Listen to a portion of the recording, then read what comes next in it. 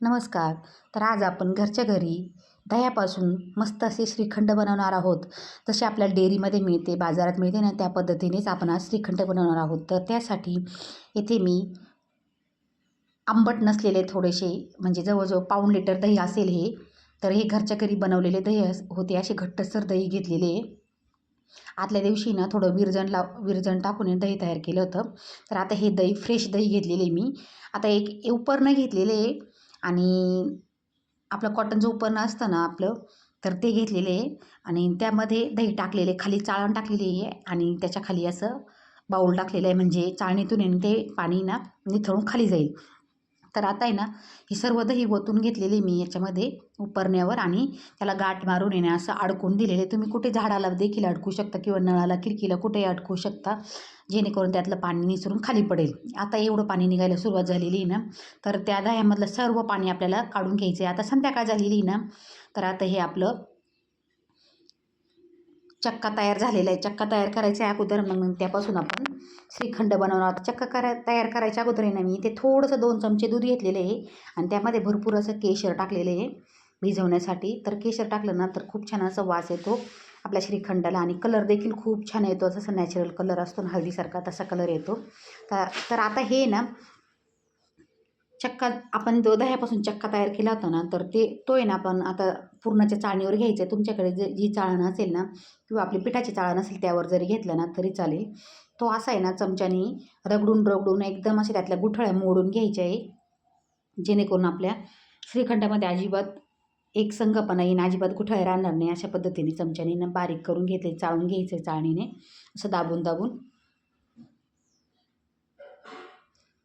खूप असं मऊसूद होतं, अजिबात एकही कुठंही राहत नाही त्यामध्ये. सगळ्या गुठळ्या मोडून घ्यायच्या आहे.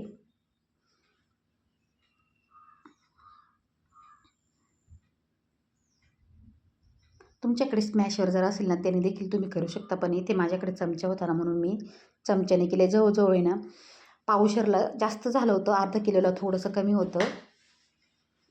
आता आहे ना सर्व चक्का आहे ना मी असा चमच्याने असा चाळणीतून गाळून घेतलेला असा त्यातल्या गुठळ्या मोडून घेतलेल्या आहे आणि चाळणीला जेवढं पण चक्का चिटकलेला होता ना तेवढा सर्व काढून घेतलेला आहे अशा पद्धतीने.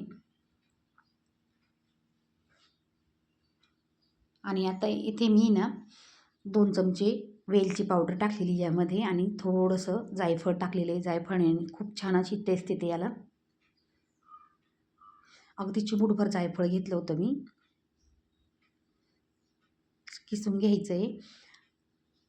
आणि त्यामध्ये जेवढं आपलं चक्का होता ना तेवढीच साखर घेतलेली मी. साखरेचं प्रमाण थोडंसं तुमच्या आवडीनुसार 2-3 चमचे कमी जास्त करू शकता. बारीक केलेली साखर घेतलेली मी, ती मिक्सरला फिरून घेतलेली. जेवढा आपला चक्का निघेल ना तेवढीच साखर घेतलेली मी. नंतर 1-2 चमचे वाढवले, थोडंसं वाटलं मला कमी म्हणून गोड, म्हणून मी थोडीशी 2 चमचे साखर वाढवली. तर आता इथे ना केशरचं दूध देखील आपलं तयार झालेलं आहे. कलर किती छान आलेला आहे.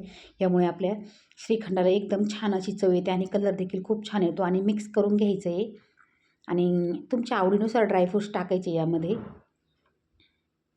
इथे मी बदाम टाकलेले आहे. तुम्ही पिस्ता वगैरे सर्व काही टाकू शकता यामध्ये, जे आवडेल ते तुम्ही टाकू शकता. आणि आपल्या कपाला थोडंसं केशरचं दूध चिटकलेलं होतं, त्यामध्ये थोडंसं अर्धा चमचा दूध टाकलं आणि ते दूध देखील यामध्ये ओतून घेतलेले आणि पूर्ण मिक्स करून घ्यायचं आहे. आणि खूप छान असं श्रीखंड तयार होतं, अगदी कमी वेळ झटकीपट. पण पुरी भाजीसोबत श्रीखंड खूप छान लागते, एकच नंबर लागते.